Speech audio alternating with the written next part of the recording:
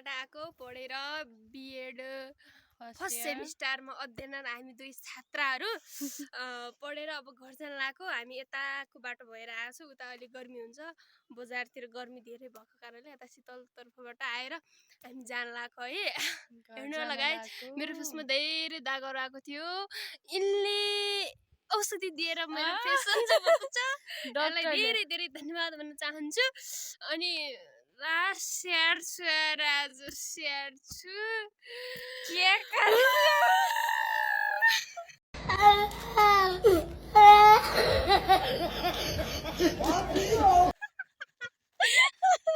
यति गरेर चाहिँ भाइरल कसो नहोला र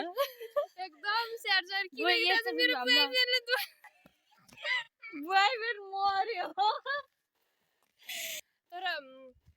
तर यस्तो क्या मलाई तर जिन्दगीमा साथ दिने मान्छे यस्तो होस् कि यस्तो होस् त्यसलाई यदि साथ दिएपछि नि तिमी क्या तिमीले एकदम साथ दिएछौ यस्तै मान्छेले मलाई यस्तो तरिकाले साथ दियो भने नबिर्सिने तरिकाले कुटी अच्छा त्यही बुझ्छु मैले सोचेको थिएँ यिनको थिङ्किङै त्यही छ नै जस्ट मैले फनीको लागि मात्र भनेको है त्यस्तो मेरो आन्तरिक मन त्यस्तो छैन फनीको आन्तरिक मन खैहरू